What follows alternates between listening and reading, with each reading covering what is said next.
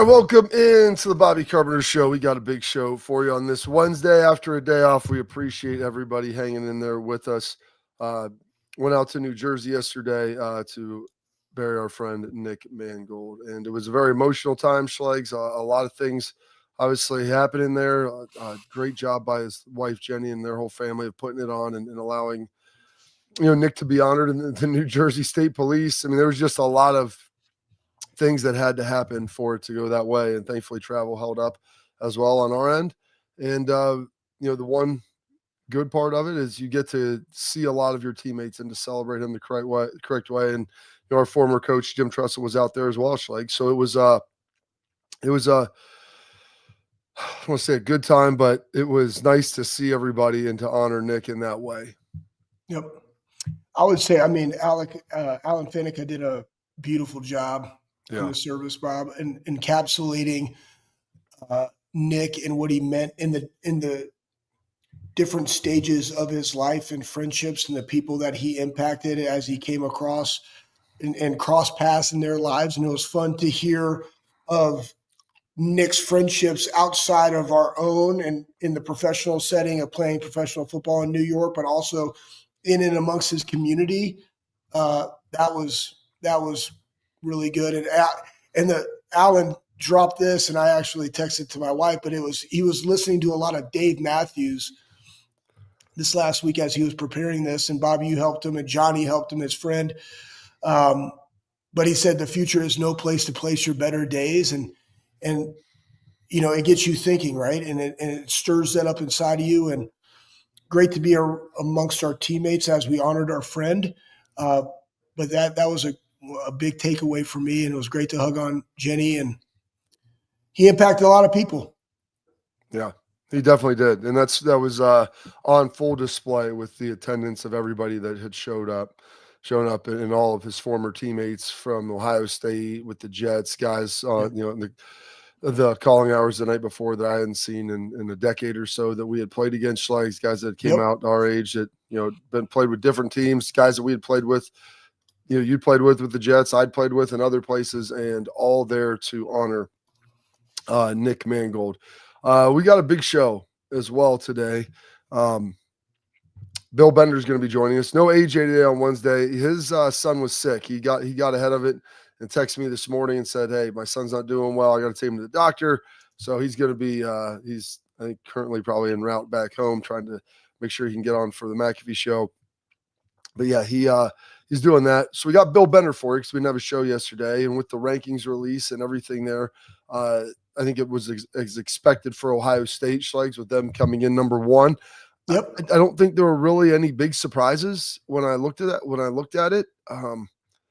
Of where teams were, especially relative to like the AP and how that ultimately looked. So I think that, when you see this and you realize what, I don't know if they're always in alignment like this, but they tend to look a lot more similar with the, just the 1 to 12 rankings than maybe more similar than not. And I think it's because the AP poll, Schlegs, is probably acting a little bit more like the BCS, where it, you don't just win and you stay there. There is some movement based upon how you're playing, and we're looking at this thing more analytically now than ever before. Yeah, I think the thing of Oregon going from 6 to 9 in the college football playoff compared to the AP, Iowa now being ranked, Washington is ranked. Like we now have, it's funny. The AP, there was only 5 Big Ten teams ranked, and I think in the playoff poll you had 7, and they put value on that, which I appreciate, because now you have a ranked matchup of Oregon versus Iowa this week, and you have seen teams in other conferences that have no wins over a team that's above 500 or in their conference play that is above 500, but they're still counted as good wins for them, predicated upon where they were in the preseason. And it's just funny just listening to other people as they talk, like what was, from that, what was Ohio State's best win? Well, it's like they beat the number 10 team in Texas now because they beat Vanderbilt at home handily. Granted, Vanderbilt came back and battled back, but the fact is that it's still the beginning of November, Bob, and November is for contenders, and it's all going to play itself out. You're going to have a conference championship game in all of them.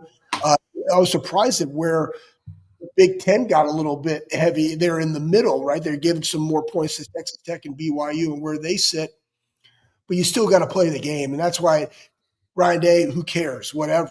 It doesn't matter. We got to go out there and just control what we can control.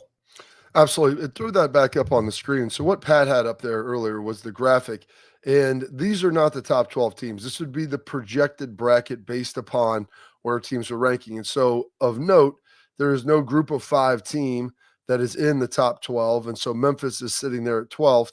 And there is no ACC team with both Georgia Tech and Miami losing inside of the top 12 as well. So Virginia being, I think, 14th, they would be the highest ranked ACC team, projected conference champions. So they would get an automatic spot. And so what that does, that takes Texas and Oklahoma, 2 teams that are sitting there at 11 and 12 and bumping them out. And this is, I think it's important to always have representation. And the great Bill Bender will talk to us about that. From a lot of conferences. And so you want to make sure that you're getting teams in there, but it's really tough. And some of this will play itself out because there'll be other teams that will lose and things will move around.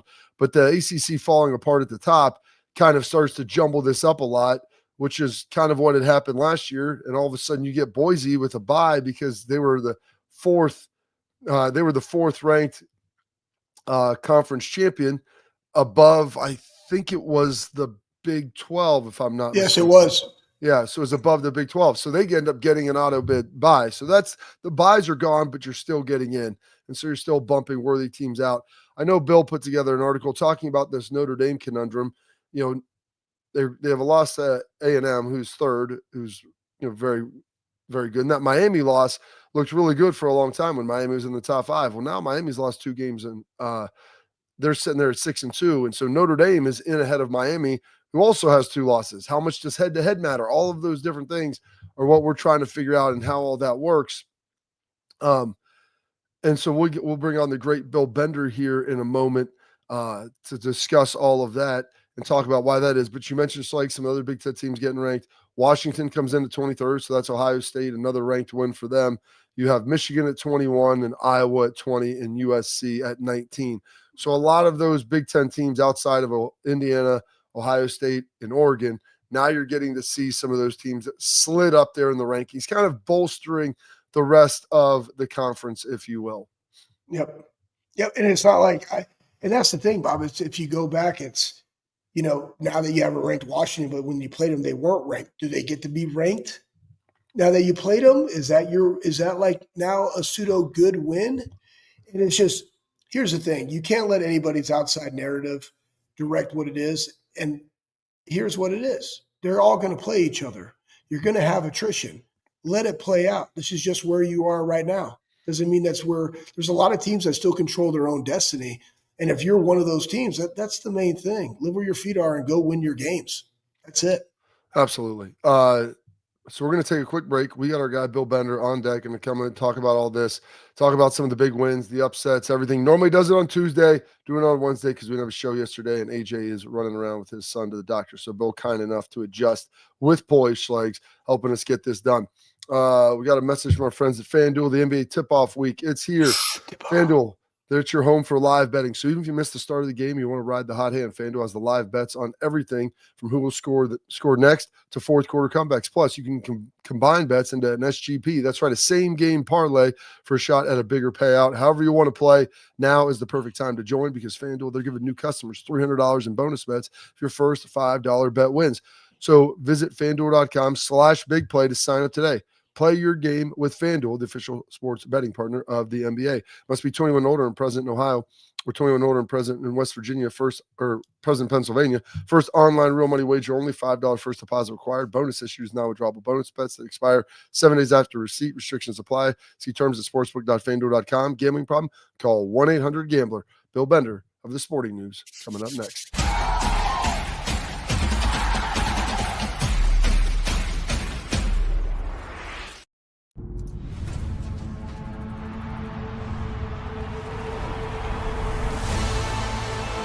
Passes up.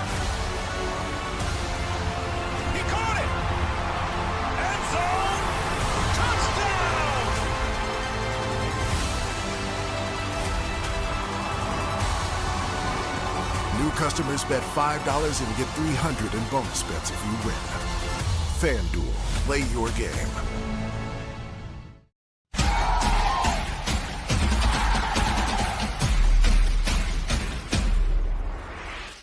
All right, welcome into the Bobby Carpenter Show, and now joined by the great Bill Bender of the Sporting News, kind enough to spend some time with us here on this Wednesday.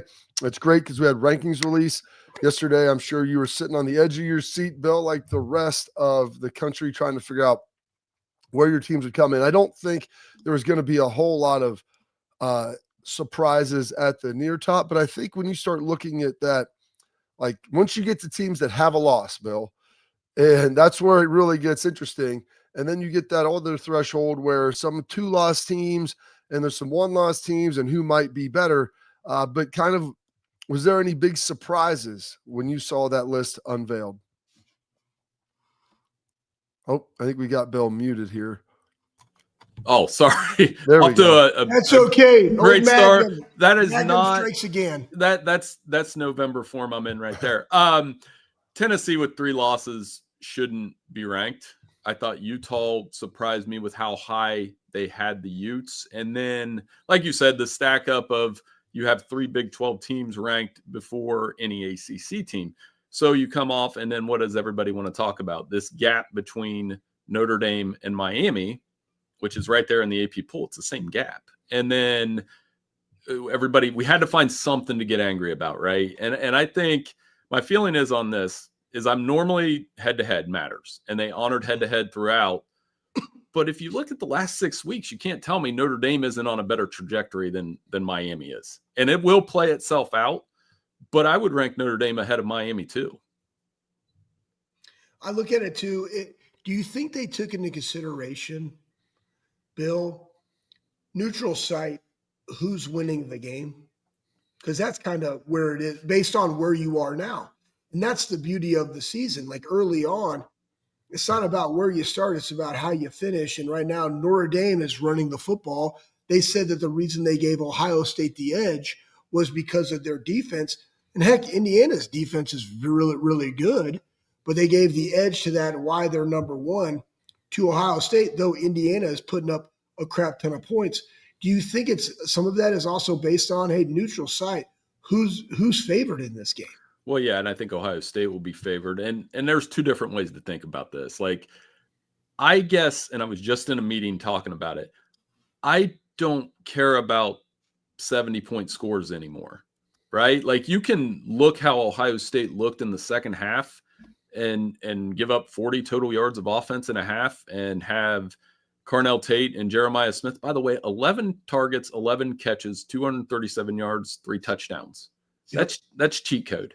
That's not fair. It's not fair, literally, with those 2 guys. So I thought that was the most amazing statistic I saw all weekend, honestly. But Indiana is putting up huge points and playing great games. But if they were playing tomorrow, I think Ohio State would be favored by, I mean, what do you guys think? I think it'd be about 4.5, 5.5 points. Yeah, I would say more than a field goal, less than a touchdown sounds about right. I mean, I think people would anticipate it would be a 1-possession game and a very good one. But you put together that article on Sporting News about the Miami and Notre Dame conundrum there with head-to-head and 2 losses and how that ultimately looks. How much, I mean, of your article, is it how the team plays now? Like what we've seen? Because it's Miami team who looked like world beaters early on, like they've kind of struggled a little bit. Meanwhile, while Notre Dame has seemed to improve and turn it up here over the last month. Last 4 games, Carson Beck, 9 interceptions. On the other hand, CJ Carr, just 2 interceptions. Notre Dame's defense, after a rough first month, is kind of zeroed in and played very well. Yep. And Miami hasn't. You know, they're not great. They're still giving up 24 points. But I think that SMU loss, it's not going to be as forgiven as easily as, say, Notre Dame losing at home to Texas A&M on basically the last play of the game. And that's why I'm not like overly upset about this. I think Miami's going to have a long way back to the ACC championship game. That conference is a mess, by the way. I mean, Duke, Pitt, Virginia, Louisville, any one of those teams could end up in Charlotte. And I think that's going to be a problem for the Hurricanes. Now, if we get to the end of the year and they're both 10-2 and Miami's playing very well, both teams play Pitt, Who knew that was going to be a game that we're going to compare those two off of here in the final month of the season? Let me ask you this, Bill. This came from the chat. I'm going to get the name. Old Emily. I see Emily right there. Boom. Go Buck 79. Anyway, based on this, you had 3 SEC teams, 3 Big Ten teams. Any way you see a 4th Big Ten team getting in the college football playoff, or not even extended to an SEC team for that matter? I think 4 SEC teams will get in, and I think it will end up being Alabama, Texas A&M, Georgia, and Ole Miss. Just looking at their schedules, it adds up that the 4 of those teams will probably get in. Who would that 4th Big Ten team be? And I think the best chance, looking at the schedules, might be Washington. As crazy as that sounds. I mean, look at what they did. They played Ohio State well, right? They lost at Michigan, but they have a chance to get to 10 wins. They were impressive against Illinois. Obviously it would take beating Oregon to do it, but I mean, Michigan, I don't see them not losing again. USC still has to play Oregon. Iowa's got a big moment this week. And of all the teams we could talk about in the Big Ten, if Iowa were able to pull off an upset, and that is a low spread against Oregon, you guys know Kirk Ferentz does this every year, right? He wins that one game that gets them to 9 or 10 wins. They could become an interesting team. But if I was guessing one team that could squeeze in, I would go with Washington. How surprised were you with that Oklahoma-Tennessee result, given the fact that it was in Knoxville? And I think that was going to be kind of the inflection point. The team that lost was going to be basically eliminated from playoff contention. So a ton of gravity going into that game. And, Oklahoma, they found a way to obviously get it done. The turnovers in the first half helped. Tennessee had 3 first-half turnovers that led to 13 points for Oklahoma. I thought John Mateer played better in the second half. They still couldn't run the ball. But I wasn't totally, compelled by that game, I guess. I looked at both of those teams and thought, I don't know if either one of them is a playoff team. Right now, and the AP didn't do this, the college football playoff rankings did. I think Texas is a better bet to make the playoff than Oklahoma, especially if Arch Manning's going to play like that. They have a huge game at Georgia. If they were to lose to Georgia and maybe beat Texas A&M, they would be the 9-3 team that I would think would have the most compelling case, because they're the only team that's played Ohio State close all year. And I know that was way back in August 30th, but here's something I wanted to ask you guys. I've been arguing about this all morning. Okay. Does at the time matter to you? At the time, so I was talking about Penn State. At the time, Penn State was number 2. I know they've lost 5 games since, but at the time, that was a big game. And I don't know how the committee judges that. To me, at the time, your season can go a lot different, but those games are huge in those moments. Yeah, I try to middle it a little bit, Bill. I don't know if you get full, maybe the partial credit answer. You know, we didn't get to the right conclusion, but the process was there. I mean, Penn State was supposed to be really good. They obviously have struggled. Their coach gets fired, and now they lost Drew Aller, which obviously hurts their starting quarterback. But he was playing in that game. It was a crazy environment. It was on the road. Everybody watched it, and everybody at that time thought Penn State was pretty good. Now, were they as good as we probably thought they were going to be coming into the season? I think that there were breadcrumbs along the way that were going to show us that obviously wasn't the case. But so I try to kind of middle that. And, as I'm figuring that out of what that ultimately looks like, because I'm also not going to say, well, yeah, you beat that team. I know it was at night and whatever, but they're a 5-loss team and they're not any good. And some of it comes down to a little bit, with Oklahoma, Bill, do you think they'll be given any grace with some of their losses if it comes down to a, 2-10-2 teams, assuming that they could do that? And obviously they've got a long way to get there and a tough schedule. But this was the reason why we wanted this committee of football people, so that you could sit there and say, well, Johnny Mateer had a surgically repaired thumb. Obviously he wasn't as good, in Red River as he could have been. Look at how he's maybe playing now. Look at what he did then, and trying to give maybe a little grace with that, because isn't that what kind of the committee was supposed to be able to do with the human being element? Absolutely. And I always remind writers and fans and everyone else that the committee watches football different than I do. I'm self-aware of that. These are football coaches and athletic directors, and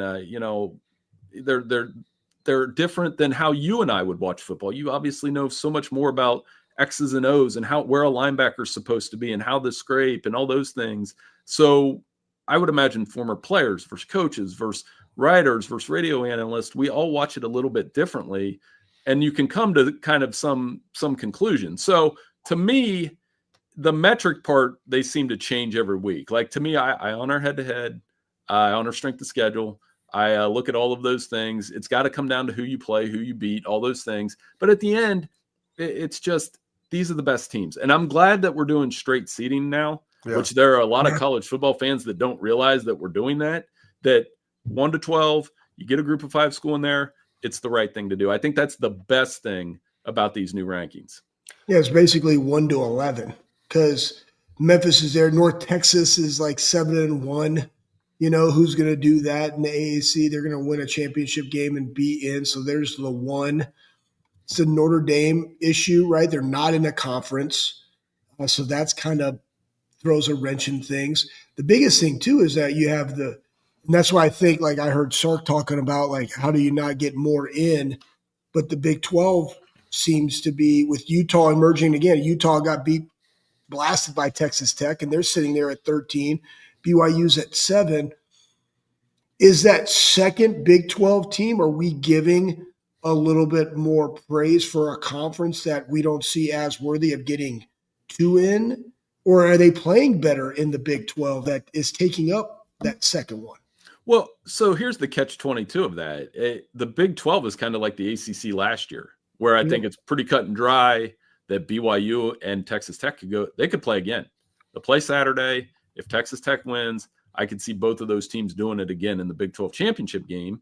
And if the other team wins, good chance that both get in the playoff.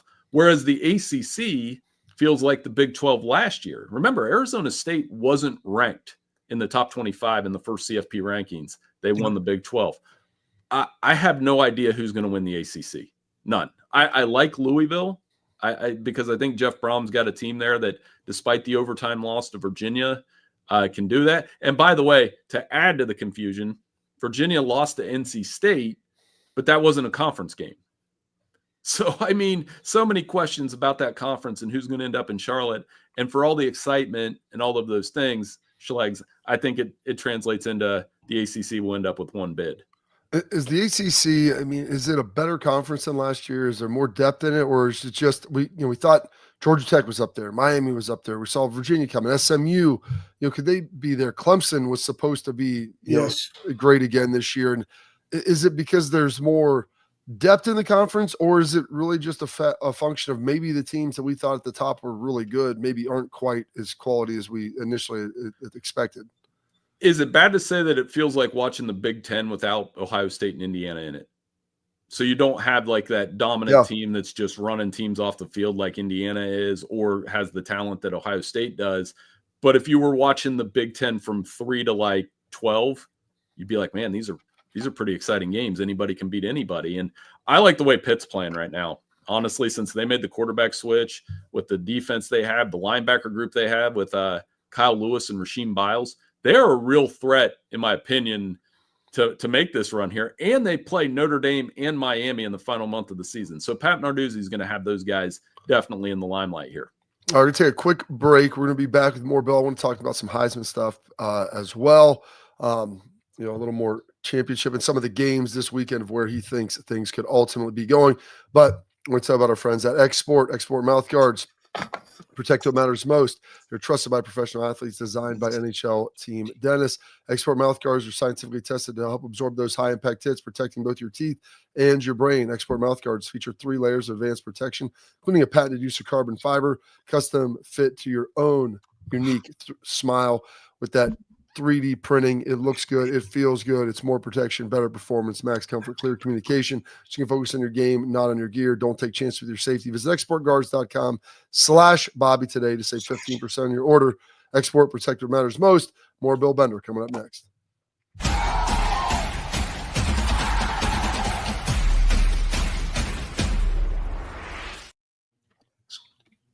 I'm Garage Beer, and this is Bobby Carpenter. Garage Beer. Beer flavored beer. Beef with an F? Okay, my bad. It's crisp and cool and doesn't taste like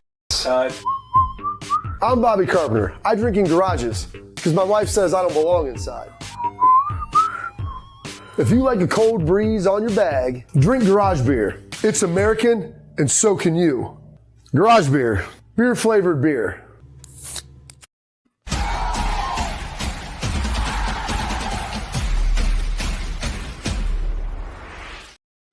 All right, welcome back into the Bobby Carpenter Show. We're on with the great Bill Bender of the Sporting News. And Bill, we talked a lot about the first playoff release. When that comes out, we're in the month of November. I mean, Heisman Trophy ballots will be in about 6 weeks.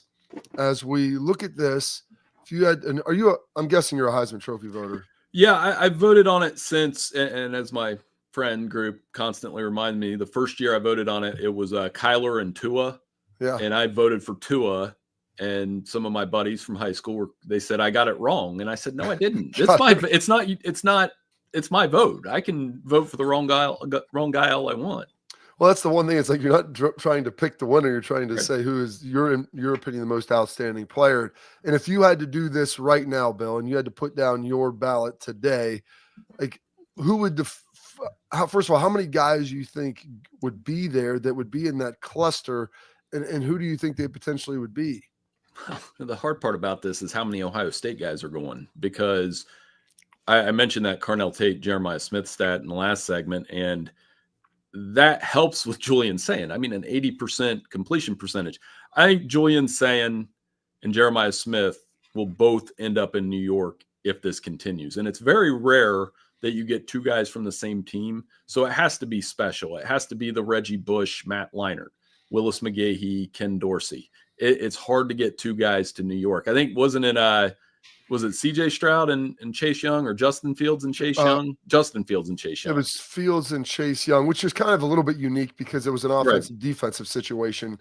And how much does that cannibalize and split the vote then at the top? And so I think what could be very interesting is you could have Jeremiah Smith with Julian at the Heisman, and Carnell Tate potentially win the Blitnikoff, which would be like a wild. I mean, because they're different groups of people that vote. And I mean, Carnell's put up a lot of highlights ultimately as well. Outside of those guys, like I thought Diego Pavia, I mean, he played really well in the second half, ferocious comeback. But I'm just like Carson Beck, I think, 6 weeks ago was 5 weeks that people were putting in there. And now, I mean, you mentioned the 9 interceptions as of late. So where do we kind of go with the other 2 or 3 guys? Well, Fernando Mendoza's going to look good, but I would argue the best part about Indiana is that rushing attack with 3 running backs. It's relentless. They can hit you with all 3 running backs, and I think he's a guy that could get in the mix, absolutely. After that, you're talking about some guys that I kind of call them like MVP type guys. Diego Pavia, if Vanderbilt were able to get to the playoff, he would be in the mix. Ty Simpson at Alabama has 20 touchdown passes and 1 interception, and they beat 4 ranked opponents in a row. So I think we can validate his campaign. And I love Haynes King.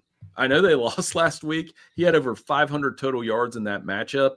And if he were able to get Georgia Tech into the playoff, it would be hard for me to not have him go to New York. So in that respect, like you brought up though, Bobby, I'm interested to see, like, if Jeremiah Smith and Julian Sayin are going to get to New York, are they going to split that vote? That kind of happened with McGahee and Dorsey, I think. And, it could happen to those two, but I don't know how you wouldn't vote for Julian Sayin right now because of that completion percentage and passer efficiency. And I know who he's throwing to, but man, I don't know if there's a way to do that where you could get a Blitnikoff, another guy, because I think they're all valuable to each other. It's hard to weigh one against the other. Well, when you're voting for this, right, the Heisman Trophy is for the most outstanding player in college football. And to your point, you have to have a quarterback that throws you the football to be as a wide receiver. How much do you look at, you said King putting up 500 yards. How much do you look of that, of what they're doing with what they got to get him in that position versus somebody that has, like Julian, that has all this talent around him and he's just doing his job, though he's doing his job at an unprecedented level through the completion percentage, which you have 3 incompletions and 4 touchdown passes versus a Penn State defense, regardless of what you think about them. That's impressive. Well, and the way he throws the ball down the field. Remember early in the season, Ohio State wasn't necessarily doing that in their first couple games, but now you just let it fly. And whether it's Carnell Tate or Jeremiah Smith. But to answer your question, I guess an even better comparison would be Alabama in 2020 when they had Mac Jones and they had Najee Harris and Devontae Smith ended up winning the Heisman, even though if you go back and look at Mac Jones, I bet those statistics are pretty close to what Julian's doing now. And that it's hard to, I think in some ways, don't you think he gets penalized a little bit for that? You're getting penalized for this high level of play because of who you're throwing to, but both of those guys are outstanding. And I think Julian Sayin is just playing at a insanely high level, throwing to guys and doing his job. All right. Before we get you out of here, Bill, biggest game this weekend that you think could have an impact, obviously, on CFP rankings moving forward? Yeah, we're not supposed to say this is a bad weekend because I had a publisher tell me that once. You can never say, because you got to find reasons to watch and reasons to love and all those things. So I'm going to say, what does Missouri do against Texas A&M? Can that shake that up a little bit? If the Tigers, they are playing with a backup quarterback after Bo Previola's injury, but that's a game that could be interesting.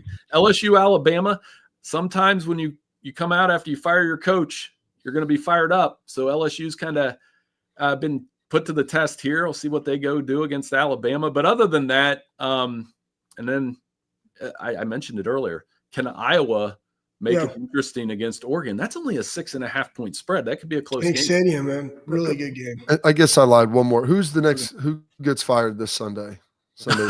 Monday.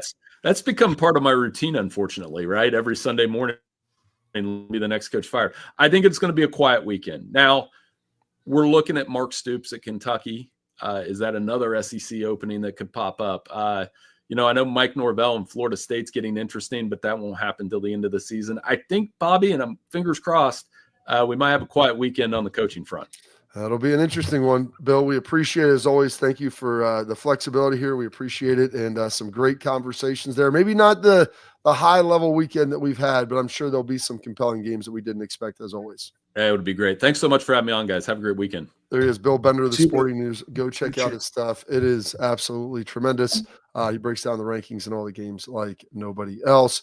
I want to tell you about our friends over at Backer Schlegs, the brand new Buckeye gear, college football gear that you're going to love, bckr.com. Go check it out. It looks great. It feels great. It has all the functionality and features that you're looking for, and it's November. It's holiday season. They make great gifts. So go check them out, bckr.com. Free shipping if you use promo code all caps Bobby at checkout. You get 10% off of your order. How about that? Little nugget for you right there. We're going to take a quick break. When we come back, we will have our headlines. And there's some Buckeyes that are up for some big-time national awards. We will bring that to you next here on the Bobby Carpenter Show.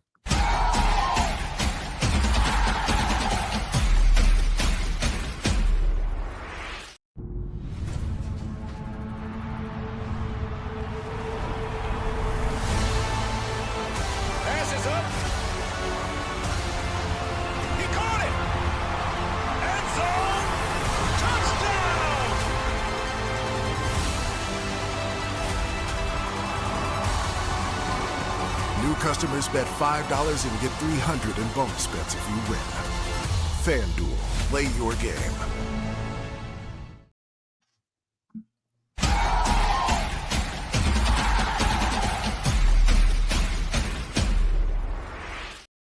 All right, welcome back in the Bobby Carpenter Show. We've got our headlines, and there's some Buckeyes, as we talked about, up for some national awards. And we're talking about the Heisman. I think Julian is going to be there. And heck, at this rate, it would not surprise me if he ultimately wins it, if he maintains his level of performance and production. But start off with the Lombardi Award. Who do you know who the last Buckeye was to win the Lombardi Award? I want to say James Laurinaitis.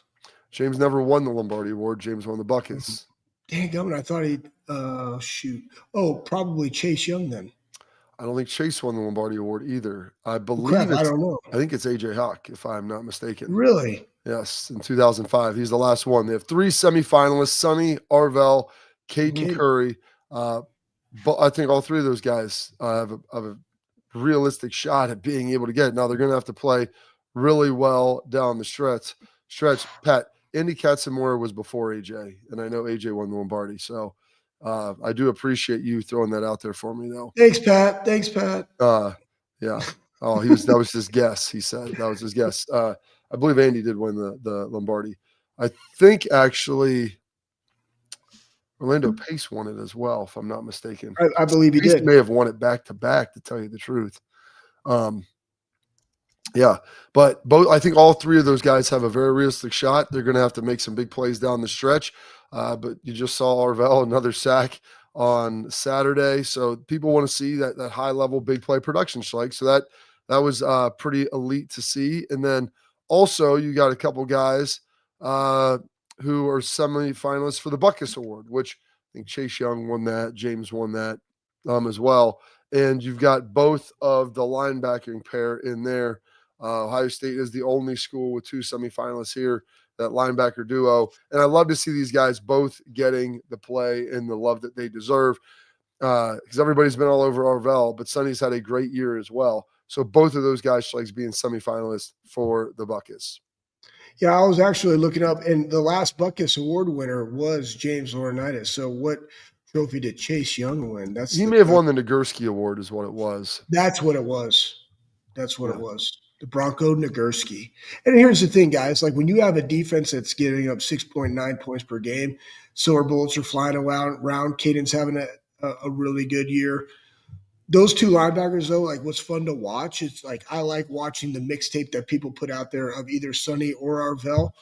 And they are playing fast and violent, man. And it's just fun to watch them all because, again, if there's one thing that you have to do when you go on the road or play an elite team, you have to pack your tough gutchies and you got to pack your defense. And tough gutchies. What does that mean, Schleichs? It's just your tough underwear, whatever that is. Maybe tidy whities. I don't know how people like to rock, but whatever those tough gutchies are, you pack them and you pack a defense.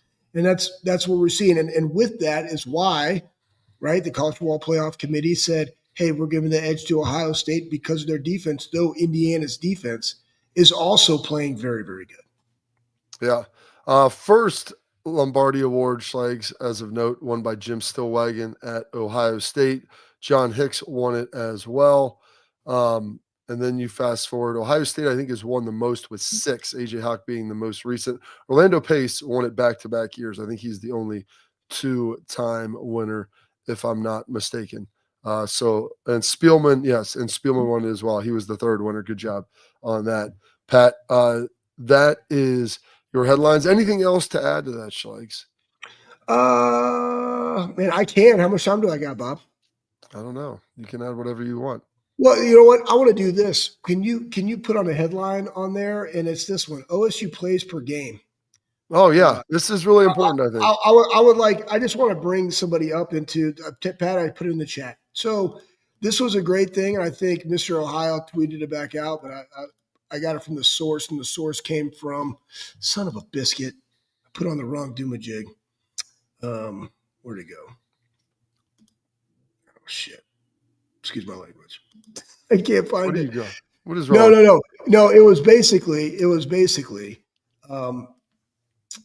basically Ohio State guys how they're doing their pace of play. And somebody else said they're putting the professionalism into college football. It's not about scoring 55 points a game. It's about playing great defense and doing it methodically. And we all want them to like, oh, we got to go tempo. We got to do this. We got to do that.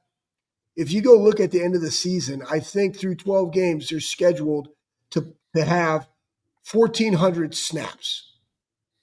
The next closest Big Ten opponent, I think is going to, or maybe it's Alabama. It's an SEC opponent. Is going to have 1,520 something snaps. That's 100 less snaps. That's an entire game, guys, of snaps. This is offense and defense put together. Yeah. You not think in a 16-game season that they're playing for the long haul in this?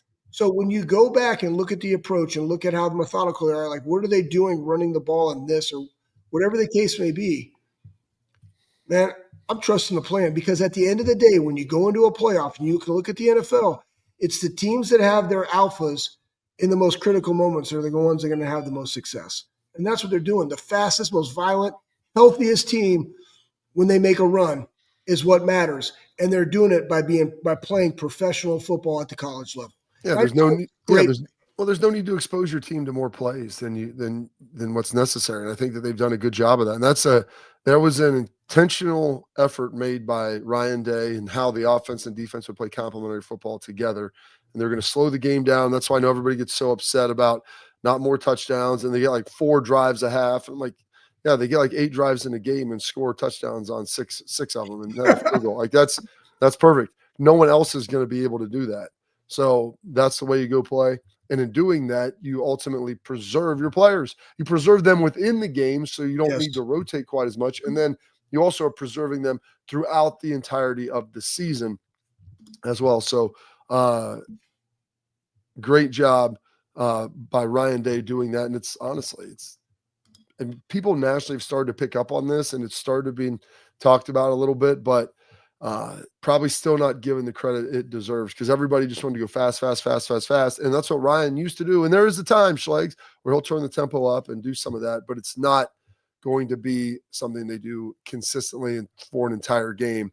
And also the clock rules, the changes obviously help that as well. And now you just lean in and try to play to that advantage. All right, that is it for our headlines. We have got our tailgate talk, Schlegs, where we answer your questions. They're going to be fired away in the chat, the comment section, wherever we can find them. We'll pull them up and talk about those here coming up next.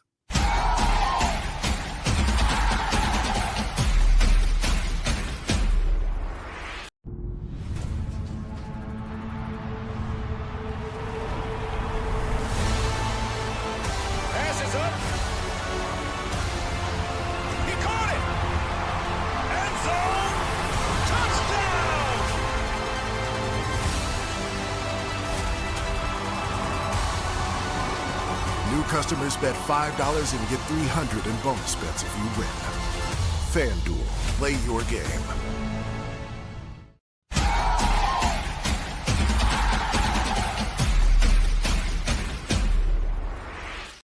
Welcome back into the Bobby Carpenter Show. It's our tailgate talk where we answer your questions, Schlegs. Always love to get into this. Interesting note.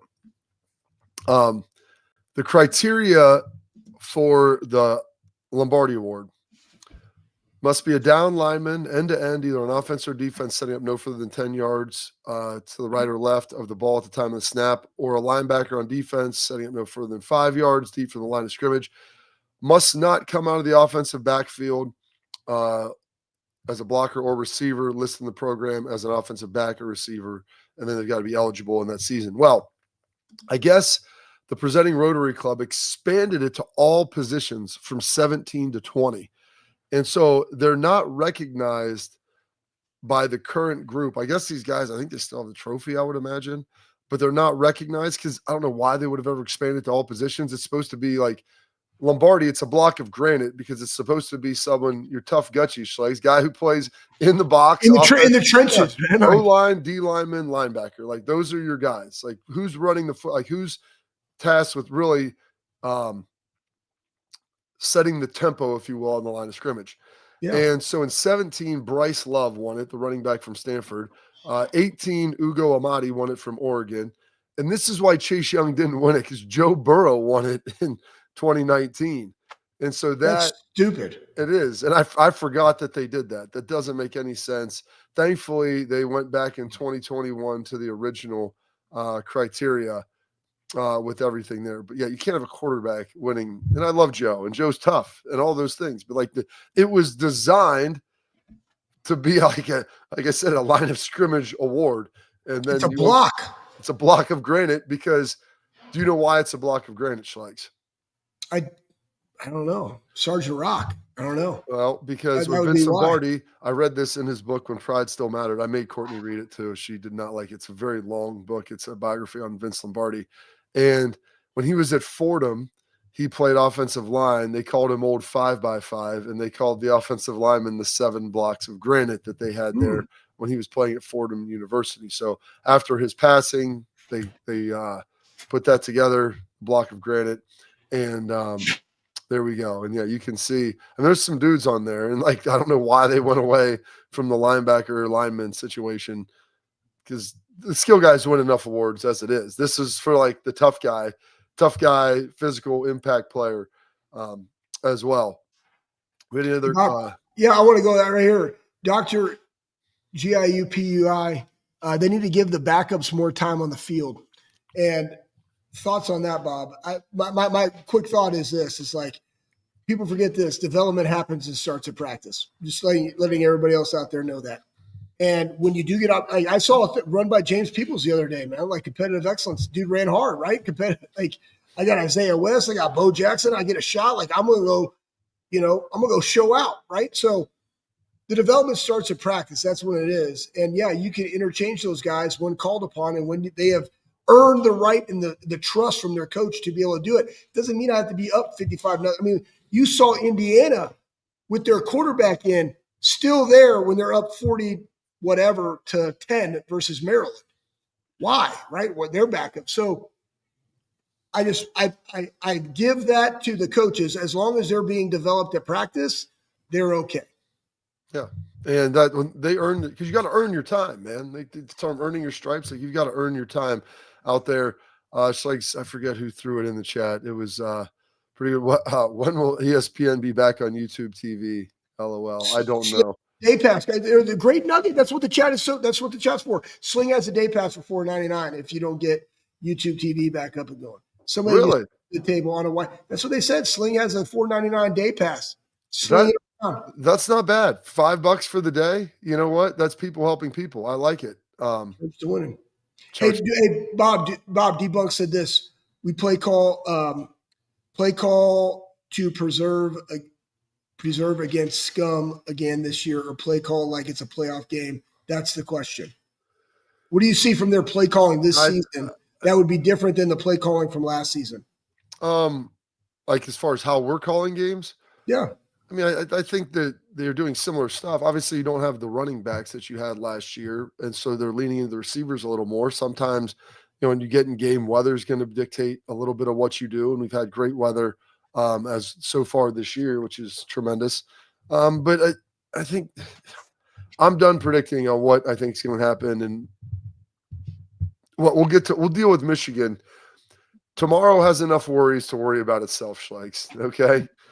Go full biblical on you, okay? Just like cry. What was cry freedom? What was the line that Fanica pulled out with Dave Matthews? Don't waste your good time. No, I had it in my group chat. In the Doomajig? I had let's see, I had it right here. The future is no place to place your best days. Yeah, right? That's it. The future is no place to place your better days. Off of the song Cry Freedom. Yeah. That's a great quote. So let's just worry about today. Tomorrow's got enough to worry about itself. That's it for our tailgate talk, Schleiks. We're going to take a quick break. We're going to come back. I got a good nugget. I know. I saw what you've got highlighted up there. Your parting thoughts and side nuggets with Anthony Schlegel.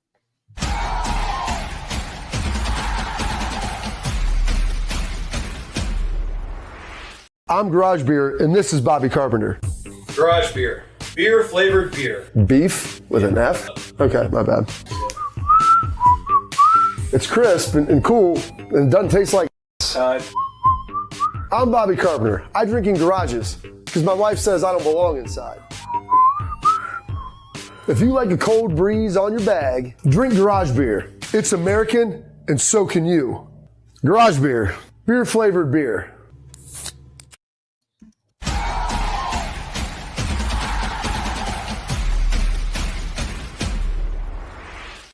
All right, Schleiks, the floor is yours. Throw it up there, Pat. Do it. Let's press play. Yeah. It's me, Bobby Carpenter, huh? Best player to ever play a game of football. Number one, baby. Good guy.